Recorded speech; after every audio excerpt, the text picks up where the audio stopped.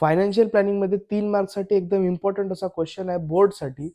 बघा इथं इथं तुम्हाला गिवन काय काय ते आपण बघून घेऊ. सगळ्यात आधी तुम्हाला 50 शेअर्स दिले आहेत. टोटल नंबर ऑफ शेअर्स आहे इथं.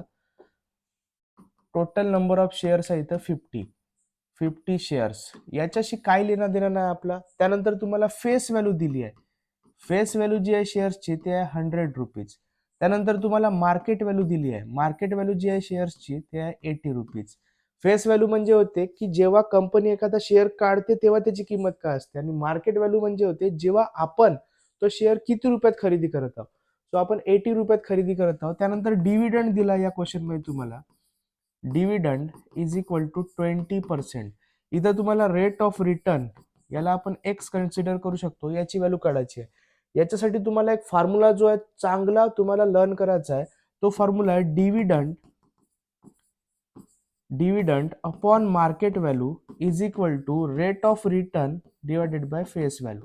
इथं आपल्याला रेट ऑफ रिटर्न काढायचा आहे. फॉर्म्युला आहे dividend upon MV market value is equal to rate of return divided by FV म्हणजे फेस व्हॅल्यू. डिव्हिडंड दिलाय 20, मार्केट व्हॅल्यू दिली आहे आपल्याला 80 is equal to rate of return आपल्याला काढायचा आहे. फेस व्हॅल्यू दिली आहे आपल्याला 100.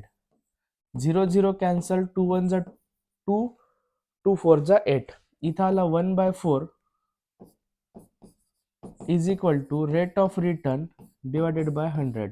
क्रॉस मल्टिप्लिकेशन जर केलो आपण तर येईल 100 divided by 4 is equal to rate of return. मग रेट ऑफ रिटर्नची जी व्हॅल्यू आहे ते आपल्याकडे येईल 25, आणि ही व्हॅल्यू राहते आपली पर्सेंटमध्ये. मग रेट ऑफ रिटर्नची व्हॅल्यू आली आपली 25%. अशा प्रकारचा हा 3 मार्क्ससाठी एकदम इझी असा क्वेश्चन आहे. या क्वेश्चनला तुम्ही चांगल्या प्रकारे प्रॅक्टिस करू शकता.